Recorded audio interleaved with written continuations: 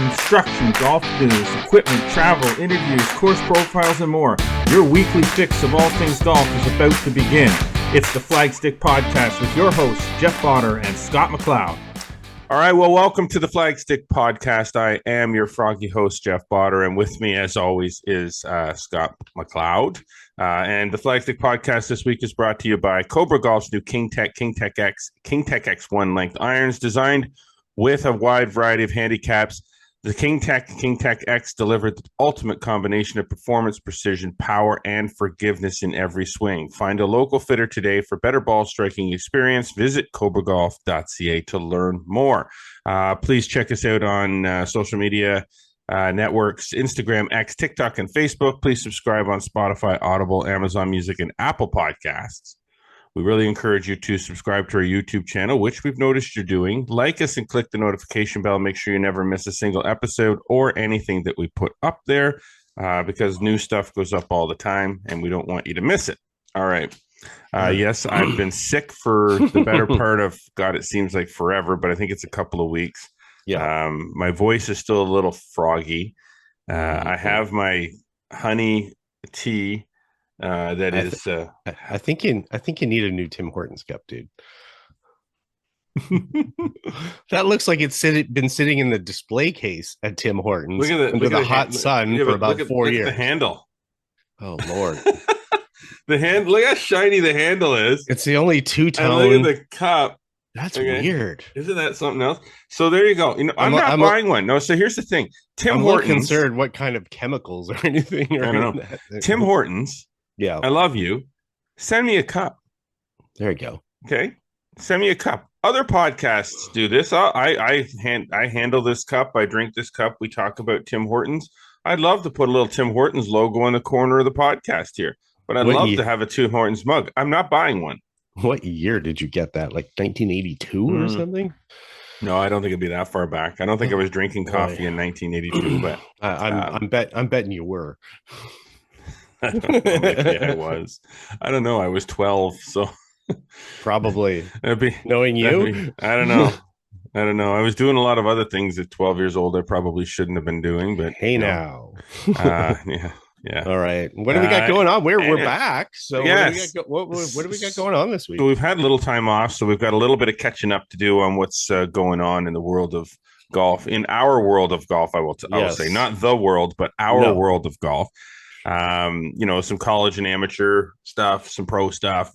That'd be on the front nine. On the back nine, we're going to discuss best putter designs of all time. This is an interesting topic because why not? Why not? It's the off season, so it's time to bring some of these topics up and talk about them. I guess we call it the off season anymore. We call it the indoor golf season. Yeah, I was going to say the sim season. It's the sim season. I was kind of having a chuckle when I was at the PGA of Ottawa Awards because one of the pros during his speeches said, "Oh, well, a lot of us are looking forward to some time off, and it's wrapping up the end of the season or whatever." And I'm like, what world do you live in? And a whole bunch of other pros were like that too, because they're teaching, they're busy over the wintertime. That it's a year-round profession now. It's not a seasonal type thing or whatever. It is for some, I guess, but you can't characterize it as all. That's for sure. No. It just changed. The seasons change. It goes from the outdoor golf season to the indoor golf season. Yeah. And that's the way it is now. The indoor golf season might be a little less hectic at times, but sure, still the golf season. But we've got some mention of that a little later on when we talk about our academy tips and our transition. Yes. Anyway, we'll get to that. I love that. It's going to be interesting. All right, let's get to the front nine presented by Metcalf Golf Club. A natural setting, a pleasant challenge. Metcalf Golf Club's Black Friday sale will run from November 26th to December 2nd. Perfect for Christmas gifts. Great deals on twosomes, foursomes, and more delivered right to your inbox. Visit metcalfgolf.com. All right. Yeah. Here we go. One thing I'm going to push through because this is tough. Some of our Eastern Ontario courses are still open. Yeah, you got it. There's a bunch to close this week. Even. Yeah, there's a bunch to close this week, but there are some that are considering a reopening this weekend with some weather warmer coming our way. Thank goodness. Weather warmer? Did I say weather warmer? You did. And I That's can't okay. even blame that on the Ron Burgundy teleprompter, because No. it actually is written correctly on the Thank you. somewhat teleprompter thingy here. Warmer weather on the way, which is good because I've been so busy on the weekends. I haven't had really a chance to get the garage cleaned out, to get the cars in there, try out the snowblower, make sure it's all tuned up and ready to go. I still got some leaves in the driveway that I need to get out before the snow falls. Still got the basketball net up. I never have the basketball net up in November. Not to mention, didn't even use it this year. I was going to say, yeah. I don't even know why I put it up anymore. It might be time to get rid of it, but who knows? Yeah. The first time I don't put it up, someone will ask me why I didn't put it up. Probably. So Mapleview is considering reopening this weekend with that warmer weather coming, and I'm sure that there's probably a few others that'll open up, and maybe with temp greens, maybe with not. You never know. I think Tim Bridge actually has a scramble tournament going on down there. Well, there's a little bit of an expectation down the West Way that some courses will, like we was just you were in Mississauga. Yeah, I was up in Mississauga for a hockey tournament, and we unfortunately didn't make it to the Sunday playoff round. So Brandon and I took our clubs with us, and it was kind of like, well, if opportunity presents itself, maybe we'll play. It was definitely not warmer weather. Once the rain came, the temperature dropped about 20 degrees. And that was not fun, those last sort of 8-9 holes. But you got to play. Oh my gosh, I love that. There's just something about Harmony Creek near Oshawa there. That golf course is it's just so fun to play. We've been playing that course for a long while. I know. And it was ahead of the curve as far as being an executive length. You can play it quickly, lower priced. It goes back to what we talked about, last episode. We were talking about golf in smaller spaces. It was definitely ahead of the curve there. Well, and the last time I played it with Brandon, he was about 9 or 10. Okay. So, some of those holes, you wouldn't really get the full effect of them because some of those holes with par threes are like 230 yards. Yeah. So they would have been long holes for him. Yeah. So this time, of course, he hits it further than I do. And he's appreciating the holes from where they're meant to be played from, which is all the way back. And they are some tough freaking holes. They are tiny friggin' greens. Bunker like bunkering everything just like any other golf course. Just tiny greens, long distance to hit over ravines, and it's there's cool. Definitely a few courses in the southern part of Ontario that are open. I know yesterday I got the winter the winter lineup from Tarandawa, basically saying, what their plans were for the winter, what their tee times were, and so forth. They just stay open. Mm-hmm. That's down near it's Avon, Ontario, but it's down near London, and they have walking only in the wintertime or whatever. So there's still opportunities to play if people are really diehard and want to get out there, and until the snow flies, I guess. But for sure. Just call ahead. Exactly. Call ahead. So we're hearing that there's a little something possibly happening at Mountain Creek Golf Course, as they posted an aerial photo of a large grass area on the property. And some further posts by them allude to the fact that there may be a driving range added for 2025, which is kind of cool. Yeah, it's good for them. If we remember the old, I think it was Classic. Was that Classic driving range? What was Classic Golf Center just down the road? There was, and it was really kind of a cool little facility too. It was. So there hasn't been a large range available, a large public range available for quite some time in that area. So exactly, if Mountain Creek has that would be a nice addition for Josh and his team there. Yeah, for sure. Now this little announcement makes me a little sad. Yeah. Because I find it, a little bit of an end of an era for this person. But Danielle Nadon is stepping down at Loch March. She's announced that she stepped down as from the GM position at Loch March after 15 years. Yep. In that role. Now, 15 years in that role. Right. That's in that role. Danielle Nadon has been a staple of the golf community, a past president of the PGA as well.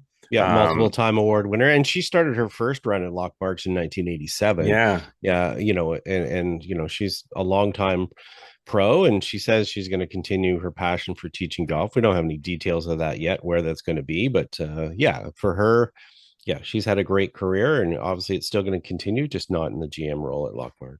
And Danielle has been, she's been a very good friend to me for a long time. She's very Yeah. helpful, very supportive of what we do. And I'm sad to see this happen, for her to step down. But I mean, the career that she's had, she deserves to kind of step down, take a break from that type of a role, and maybe just focus on her teaching, which I know she's very passionate about as well. So good for you, Danielle. We'll talk Yeah. soon. Yeah.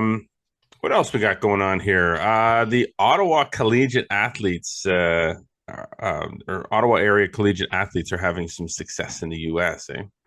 Yeah, so out at Simon Fraser, people are not familiar with, out in Burnaby, it actually competes in the NCAA, and two Ottawa area golfers, Izzy Ferguson and Max Corcoran, recently had strong finishes during an event in Hawaii. Lucky for them in Waimea.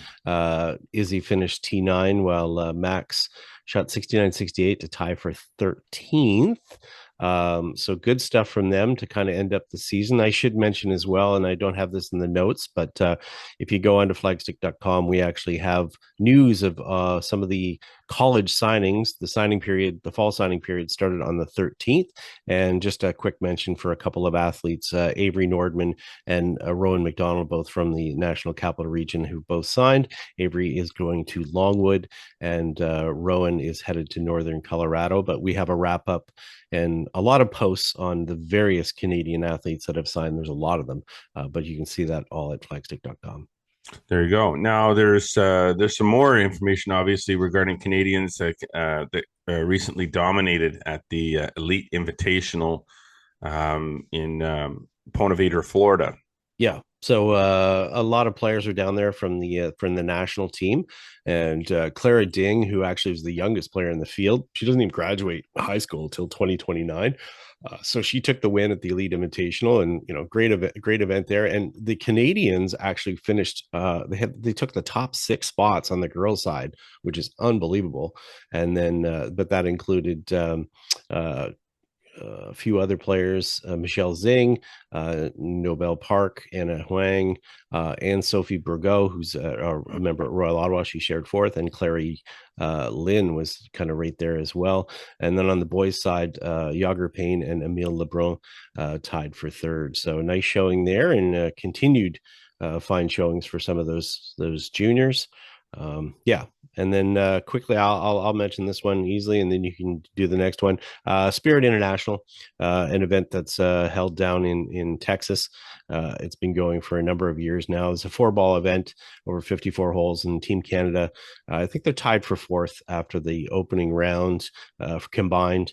Team Canada is represented by Vanessa Vorovilos, Lauren Kim, Ashton McCullough on the men's side, and Justin Matthews. So that's the 4 at Whispering Pines. There's 20 countries there represented this week. Wow, that's pretty impressive. Yeah.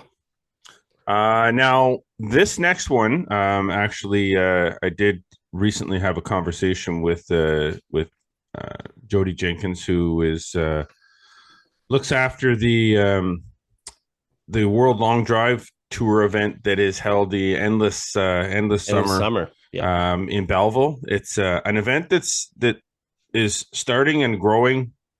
Started and grown very quickly. Starting to get a lot of traction, a lot of notoriety. Great event, great competitors that he's had down there. It's part of a whole big thing. It's not just a long drive competition. There's a whole big thing and concert, and I think there's a concert involved. Like it's a big deal. Yeah.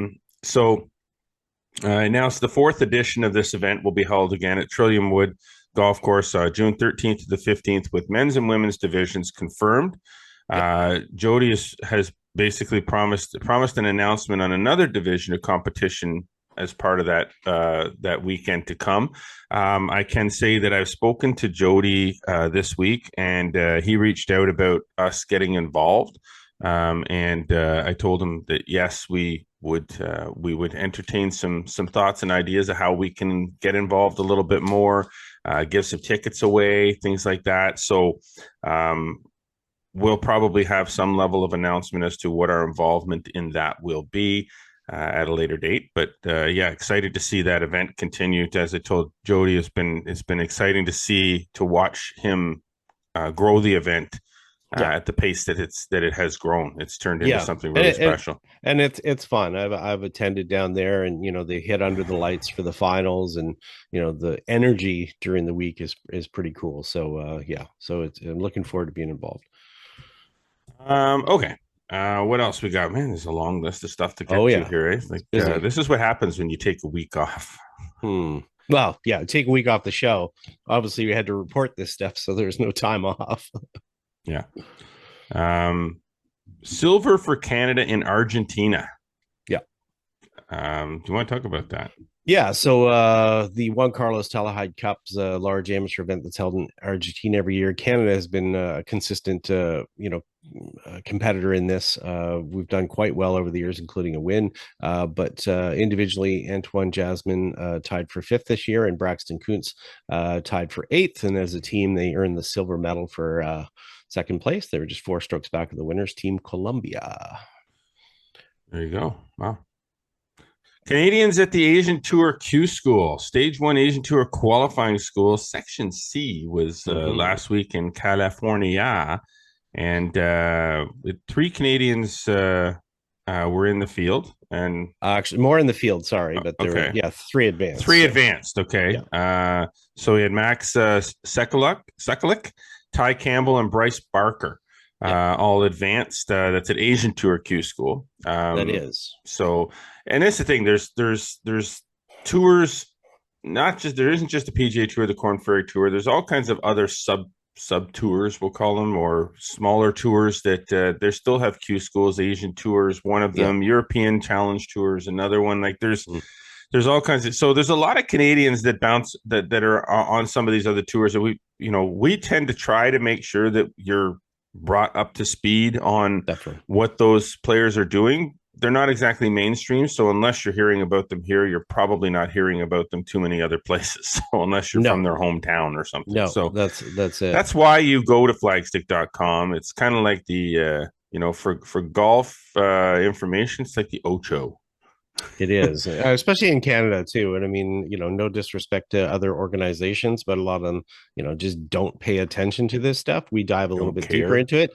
And we're a few weeks away from the next section for the Asian Tour qualifying. There's a few Canadians that will be at that one in Thailand. See, I'm the one that's sick, and I know.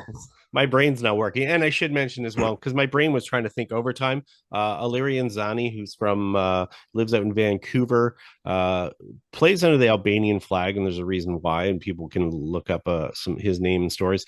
Yesterday, he tied for 22nd at the DP World Tour Q School, which unfortunately just gets him conditional status. He just missed by a stroke getting DP World Tour status. Last year, he would have got that based on that finish, but he's guaranteed his way onto the Challenge Tour for sure. Only 22 years old, still doing college online. Cool story. Another name to follow for a Canadian player. And you can follow us on socials to find out more on that one. There you go. All right, our good friend Curtis Barkley is continuing to World Tour. This guy's on tour more than some PGA Tour pros. He finished 5th place at the G4D Tour Series finale at the DP World Tour Championship in Dubai. He had a nice locker position below Morikawa this week. Al McNairn, who many people know from Upper Canada Golf Club, was caddying for him, which is kind of cool. Took my caddy job. I got invited for that one. Didn't take it. Well, there you go. So he finished 5th at the Tour Series finale. So good for Curtis as he continues to just kind of trek along on his path, his chosen path. Good for him. Happy to see that. Yeah, on to Australia next in a couple weeks here. There you go. Okay, Canada's Aaron Cockrell is at the DP World Tour Championship as representing one of the top 50 players in the Rolex rankings. Yeah, I don't know why I said Rolex rankings. It should be Race to Dubai rankings. Rolex rankings is the women's thing. Oh, well. That's my bad. That's okay.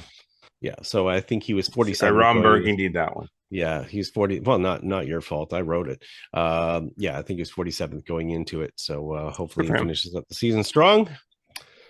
And man, this guy is Stephen Ames finished 5th for the season on Champions Tour. The PGA Tour champions finished up for the year last week with the Charles Schwab Cup Championship, and Canada's Stephen Ames ended 5th overall for the season with 3 wins, 3 top 10 finishes in 24 events played. Mike Weir finished 37th on the point list. Stephen Ames had a phenomenal year, and he has been playing well, not just this year, but he has been playing well lately, period. But what a great year. 3 wins, 13 top 10s, and I think 16 top 25s. So in 24 events played. In 24 events, yeah. Wow. That'll get you some money. He earned a few checks. Damn. All right, and finally, our Canadians have fine success at the Special Olympics North American Championships, which was recently played in Wichita, Kansas. 17 Canadians were in that field, with multiples bringing home medals in various categories. Too much information to mention on the podcast, but full details of all of the results of that are on flagstick.com. Yeah, all the names there. So congrats to all of them. I talked to at least one of the athletes from that who medaled, so it was nice to hear from them. And a special thanks as well to the team at Special Olympics North America for helping us out, passing on results and getting some details and photos to us. Because that helps us, people. It does. Letting us know and giving us information to get out helps you, and it helps us. So thank you for that. Okay, Flagstick Academy tip this week, the last in the series that we created this year, presented by Castleview Golf. It is on bunker play. It is. And it's our last tip of the season. We will, as we transition from our outdoor Flagstick Academy instruction series to our new indoor Flagstick Academy instruction series, we'll make sure that we post some of the old tips to the top of the list just to keep them fresh, so that you're reminded, because there was 24 of them this year. So we'll go back to the beginning, work them through, and then once the new tips we can announce that we have a new partnership with Celtic Golf Center in Kemptville and Kingston. And we'll be starting shooting of those tips very, very shortly indoors. And then we'll start releasing those tips as part of our Flagstick Academy for the off season or the indoor golf season, however you want to put it. So we're excited about that. More details on that are to come, but that's what's happening. You got her. All right. We're going to take a quick break.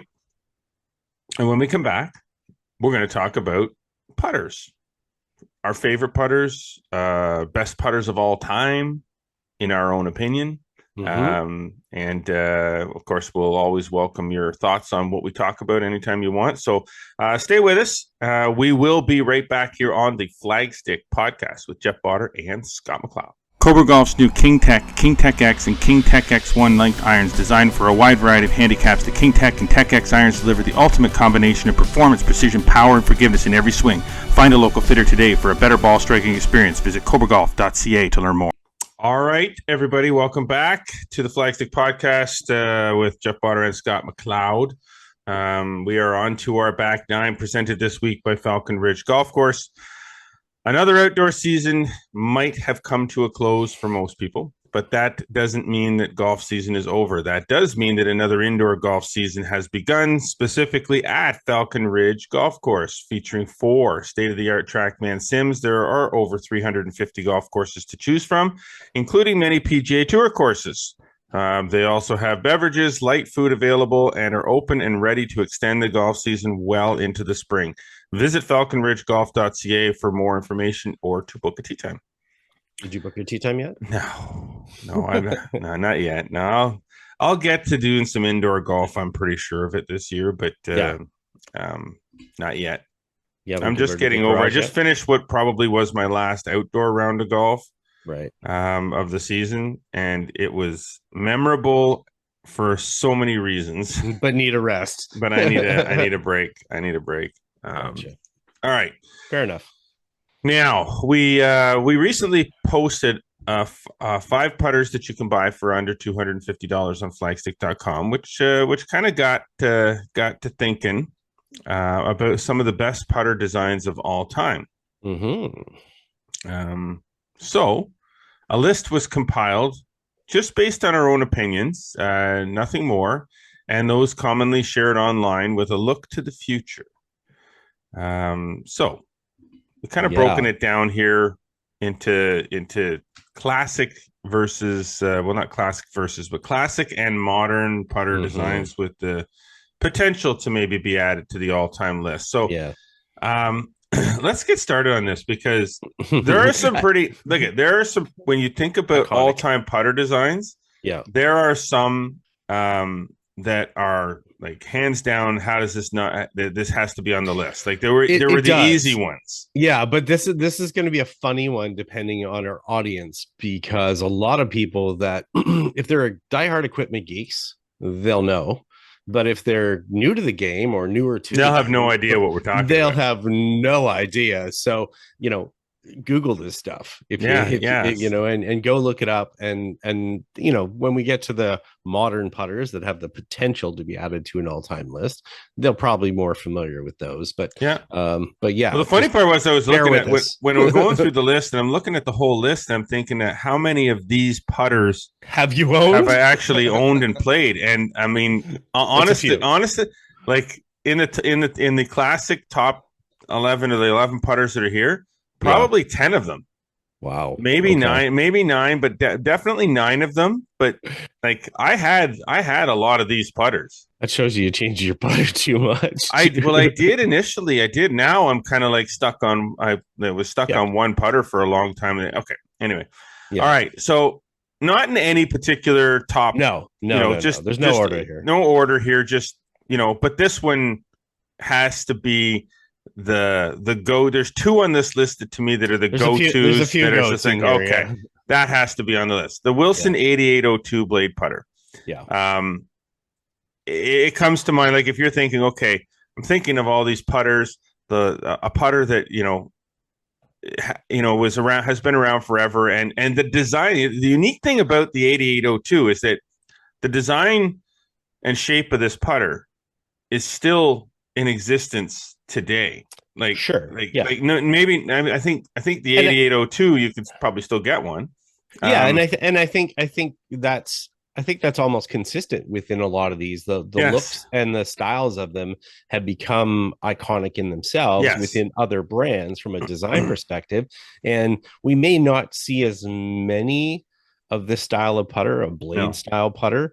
We don't see that often now. Obviously, a lot more heel toe. There's a lot of move to a lot of mallets, high OMOI, and stuff like that. But for players that love that blade style, if they invoke the thoughts of people like Ben Crenshaw, if they're familiar with him, certain golfers of a certain vintage will remember that, an 8802 or an 8813. These were the ones that, you were after all the time. Yeah. Arnold Palmer had their original. There was almost every brand had a putter that was this style. And, for some of them in the Wilson one, they had that fluted shaft in it. It was fairly soft. And it's one of those all timers. But again, as you said, there are some modern variations of it, and every manufacturer sort of has that, but and it's not for everybody, but it's because they're trying to, of course, appeal to the consumer that is interested in a more classic look putter with the modern technology. Correct. Because otherwise they don't have a putter for that person, right? They have a person that always uses their 8802 and they're trying to convert them. Well, they're not going to get them to play some face balanced mallet putter.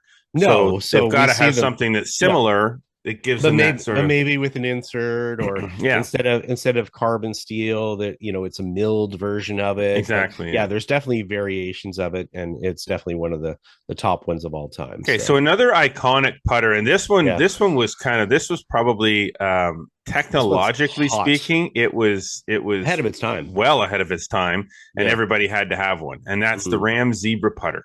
With the ability to open up the bottom of the putter with 3 or 4 screws in the bottom of the putter and add weight.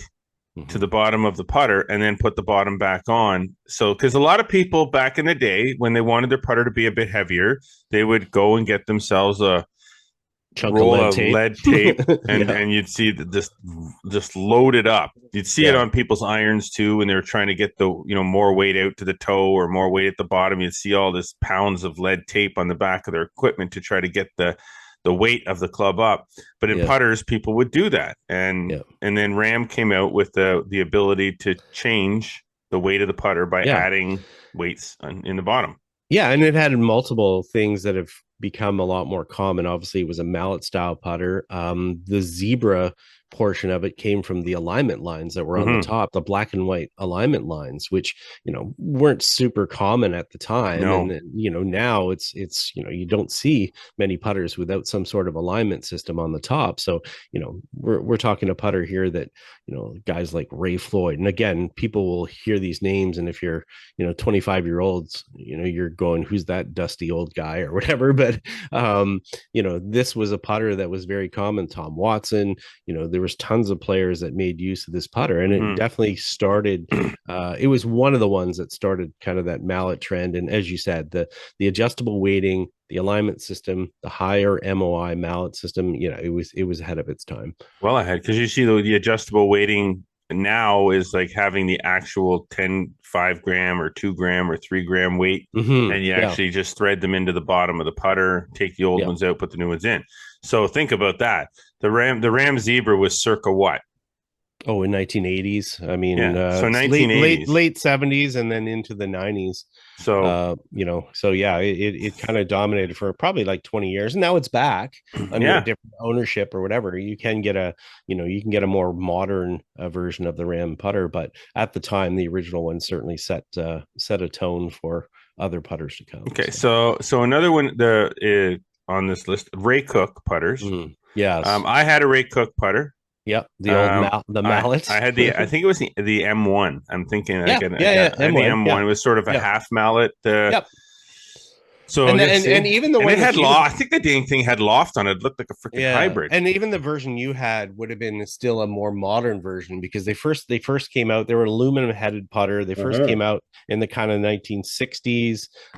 They kind of followed up an old putter called the Odie Chrisman, which was sort of that style again, aluminum.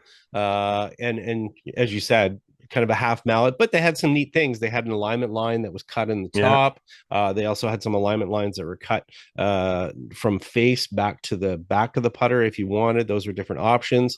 But yeah, it was definitely, again, and because of the aluminum construction, it was a little softer in feel. And that's why a lot of people like that. And I mean, I have a 1920s era aluminum headed putter that's very similar in type design, but Ray Cook was a designer that basically brought this forward, and it became very popular on the professional tours, and as a result of it, it was popular with amateurs as well. And as you said, kind of right into the 1990s for that original one and the M1 as well. So another iconic, it's funny because a lot of these are such iconic putters, and there's a specific instance that you can trace back to when the putter took off. And in the case with this one, the Bobby Gray's Fat Lady Swings putter. Nick Price made this one famous.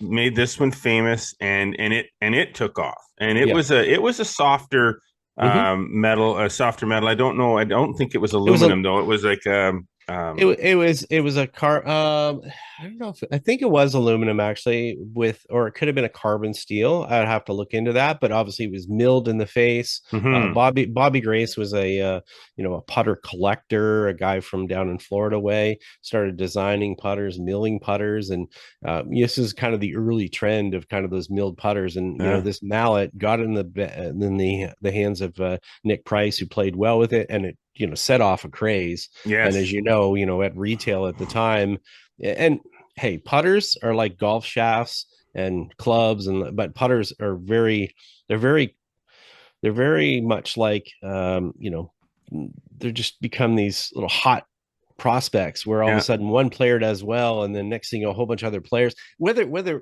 it fits them or not, they're like, that player is having success. I'm going to put this putter in my bag. And really, almost every single one of these putters that we're going to talk about, that's really Yeah.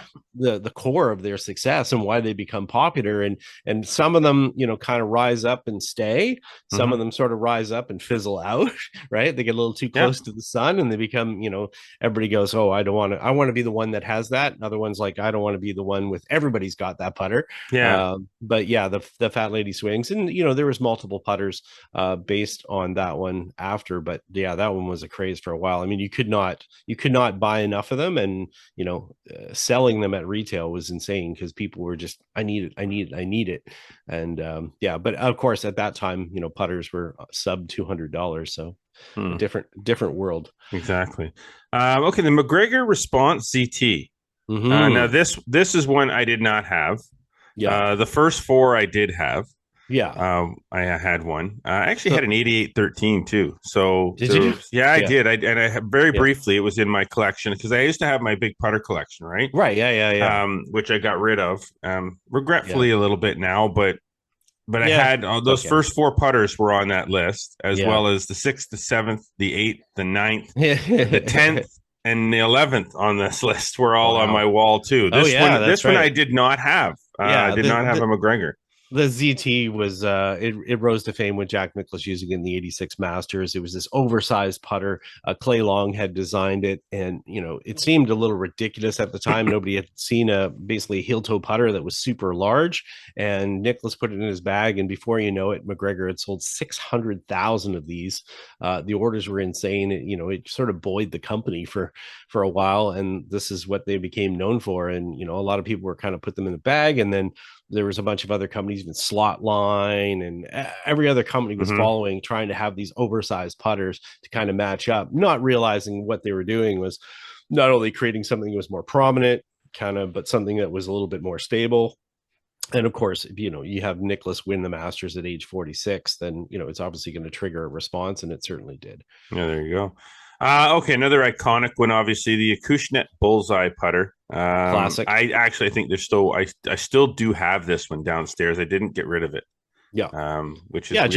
John Reuters made this design early on, and obviously it was a sort of a riff on a two-way sort of putter, very classic little shape to it. And if you think of the putter, sometimes you'd see it a mini putt, think about it that way, but with a brass head, had multiple different designs of it. They had cavity back ones, offset ones, which I remember playing around with for a little while, but really not a lot to it, very super simple. And as you said, there's lots of them around, and certainly it was very popular until a putter like the one that's to follow now started to sort of dominate a little bit. Yeah. So the next one on the list, obviously, the Ping Answer putter, iconic in its own right.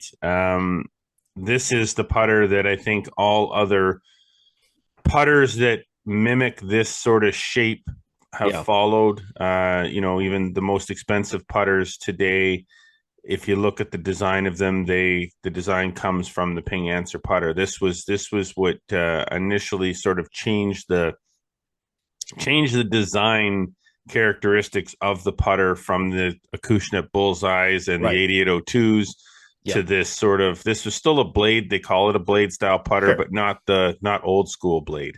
No, it had heel toe weighting, and this came out in 1966, and a lot of players at first were like, "Yeah, I don't think so." But again, it started to gain momentum on tour, and then there's been multiple variations of it for the company in the last 68 years, 58 years, 68. Anyways, bad math. 58 years, I believe. But there's still Ping still continues to produce multiple different answer models, but the shape is definitely an all-timer. And I would argue, if you looked at a head shape, this would be the number one head shape of all time across multiple brands. All right. Well, here's another trend-setting design that obviously also changed the face of, or the design of putters, I guess, moving forward. The Odyssey 2-ball putter, which spun off like a number of different 2-ball variations for years to come, and now still that style of design is what sort of has it triggered maybe the most modern change in putter head designs in quite some time. Yeah, it really started things rolling for Odyssey Golf. Besides, their Strodomic insert, that they had, which obviously got them kind of rolling, as we say. But that 2-ball design, which if you think back of it, Dave Pels had created this 3-ball design, and then they actually a 4-ball, and they had to change the 3-ball, and that was just an actual sort of balls. And then basically Odyssey, he was doing some work with the company or whatever, and then Odyssey ended up promoting and coming out with this alignment aid that basically had these 2 ball shapes on the top. Everybody's going to be probably familiar with it if you're listening to this podcast. And when it came out, it sort of really set a trend, as you said. And I would it would be something just to go back and look at the number of models now that there has been already just in the last 30 years with the 2-ball, much like the Ping Answer would have more variations of it in those last 60 plus years. But the 2-ball is definitely a lot, and it definitely propelled Odyssey to kind of fame for sure. Exactly. Now the next one, probably, let's say the brand is probably not as commonly popular to most people. When you're talking, we've been talking about Acushnet and Ram and Wilson and Ping and Odyssey, but the Never Compromise putter. Now the person that I correct me if I'm wrong, but I'm pretty sure I'm right. Vijay Singh used a Never Compromise putter, did he not? He did. And that's that's really the only person that, and I know there's more that did, but this is really the only person that I recall having used a Never Compromise putter. Yeah. It was one of those things in the 1990s. Again, we talk about putters that lasted for a long time, and putters that sort of rose to fame very quickly and then sort of kind of fizzled away. And this would be one that sort of fizzled away more because the company sort of fizzled away, even though they were bought by other companies and so forth. And now they've come back. They're under, as Rick's on, they have new Never Compromise putters that were brought out last year. But this is one that ran really hot for 4 or 5 years. And, you saw lots of them on tour, and it became one of those ones that was popular because other players were using it. And, so it's hard to even go back and look at all the particular models, but it was one of those ones that sold a lot. So there's a difference between selling a lot and being iconic for the sake of being known more than anything. This was one that was more sold a lot in a short period of time, which sort of pushed it onto the all-time list, which, is more in line with, the next putter on our list as well.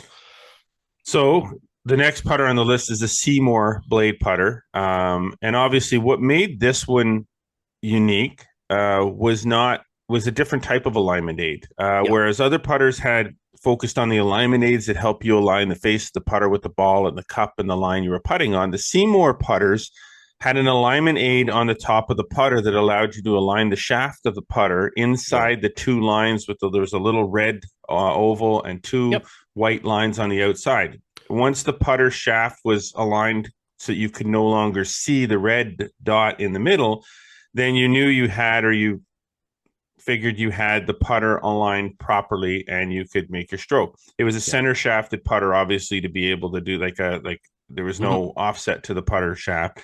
And there were a number of different head designs in this, some wider ones, some thinner ones, made quite popular by Payne Stewart. And others did. I mean, significant others did Zach use Johnson. it after that. Yeah, Zach Johnson. There was a number of players that definitely played it, and they're still around, and they still use that rifle alignment system, I think is what they called it. But yeah, like you said, it was unique in the fact that it was more about how your setup was rather than just aligning the ball, just to make sure that you were consistent with how you were presenting loft, how you were getting the face aimed, and it had a lot to do with the shaft position. So innovative thinking, and something that kind of made it stand out from the market and made it of interest not only for tour players but amateurs as well. Yeah. Now the last one on our classic list is the Scotty Cameron Newport, particularly the 9. 009, which was the tour sort of putter. Yeah. Right. Now I have a Newport, or had a Newport with the oil can finish. And in particular, you had to maintain the finish on this putter, you had to oil it.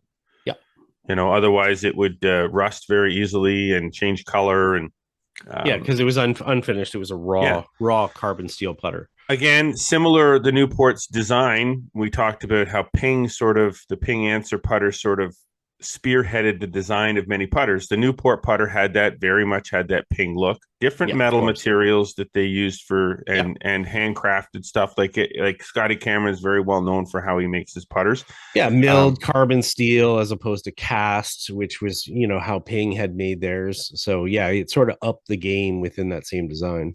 But and then a spin-off of a number of different putter designs with different metal materials and things like that. And now, of course, you got Scotty Cameron with the iconic 3 dots on the Scotty Cameron putters, which you can customize the color of and stuff now. And it's an industry that's gotten really crazy when it comes to its putter designs. Well, the thing is now there's so much investment in it. They're not cheap or whatever, and people want, they realize now that putters are certainly the club that they use the most, and it sort of makes them their individual characteristics. Is that's your putter? You're sort of ID'd by your putter, with your friends even sometime, because it usually stays in the bag longer than some. So it's interesting because you see that with the putters, you see people really customizing them now because that customization is available. Right. You also see people really customizing their wedges now with the stamping and stuff like that, which you never saw before. You don't necessarily see a lot of customization of the personal customization of irons and woods because I think those clubs are the ones that are the most moved out. If you call it like changed over because the technology changes and people want to upgrade. Whereas wedges and putters, does the technology really change so drastically that changing your wedge or your putter every couple of years is going to make any difference in your game? Probably not. So they customize them more. Yeah, and wedges sort of wear out, so people kind of move on in that sense. And as you said, the putters, they hang on to them, whereas a lot of times they're looking to resell their irons or resell the woods, so they tend not to customize them as much. So some other putters that are modern with the potential to be added to this all-time list in due time. We can add more to this. This is just sort of this list could go on forever. This is an arguable one that we'd love feedback on. And we'll see if they make that transition. I think some of them might, but we never know about. I think the Wilson match play. Son of Wilson, the Northwestern. Northwestern match play, soft copper head, sold at Canadian Tire. Yeah, with a blue putter grip on it. I still have it in the base. It's my original putter, my very first putter ever. It will never leave me, but I'll never use it again because it's a piece of garbage. On that aspect, I would argue that the Spalding Cash-In, which was that original 2-way blade, and all as well, some of the Mills putters as well, could kind of go in there. So I mean, there's obviously a lot more that can go on that list, both the lists or whatever. But some interesting things that have changed, like we're talking modern technology. TaylorMade Spider putter has probably become one of the most iconic putters in the game today. I think so many varieties. I think it's ready. It's ready to go to the all-time list. It's starting to move up. Odyssey's Jailbird putter is another one that's kind of is there and getting close to being on that list. Odyssey's they're number 7. They're number 7. The Fangbacks. The Fangbacks. Ping PLD milled answer putter. Nice putter.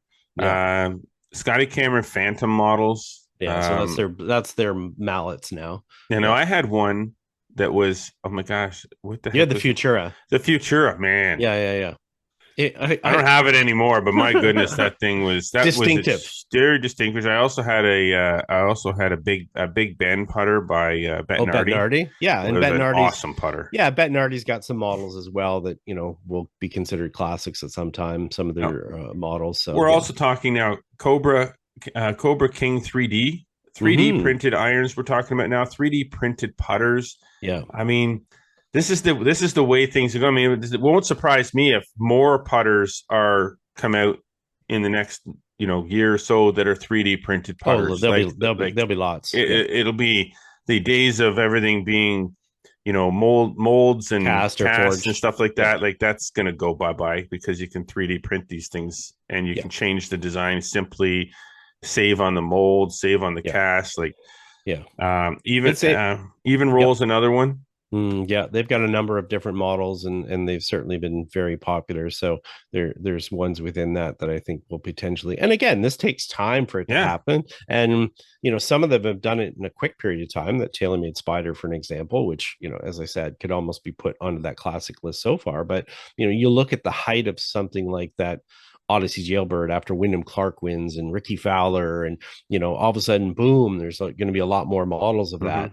So that, it goes in there quickly. So the even roll, definitely there's some models there. Cleveland, the Huntington Beach Cleveland line. I used a frontline putter for a while. I think I'm not sure exactly which model I've got now, but and then the nice part about those two, and the front lines in the Huntington Beach, they're on that list, that under sub 250 list. They have a frontline elite that's a little bit more, but as a result of it, they have the potential to be, they're such a good value, and I think that's part of the potential of why we're going to see them from a modern perspective kind of creep themselves up there in the all-time list, because there's going to be more and more of them around. And I think that's one of the things that the all-time list is about, going down the line at a bag drop and looking into the bags and seeing how many of those putters exist in those bags. And because of their value proposition, I think they're going to be pervasive in a lot of golf bags. I agree. And of course the Lab DF3. Yeah. So probably the hottest putter right now. A lot of people are, and a lot of companies as well, are looking at those zero torque putters. We actually just saw the introduction of a square to square ones today from Callaway, for an example. But PXG has come out with their Allen putter. You're going to see a bunch of companies that do that type of design, the less twist and so forth. So Lab, very distinctive in that shape with the DF3. Not cheap, that's for sure, but they are custom fitted, and we'll see if they can sort of hang on and hang around and ride this momentum they have early on to be an all-timer. Agreed. All right. Yeah. Fun list. There you go. That was a fun list. It's a good list. Nice to see that I used a lot of these ones. It's kind of exciting. I think that's part of it, of why it makes it that way. And it like you said, it does take time. So if we look at the 35 years ago, probably a lot of putters will take sort of that time. They have to kind of rise up and to kind of be that iconic putter. So we'll see where a lot of these other ones are in a few decades from now, and if they're remembered or they're forgotten. There you go. All right. Well, that was a pretty full show, all things considered. When you push an episode off a week, there tends to be a lot of stuff in between there that you got to get to, and we got to it. Good for us. Okay.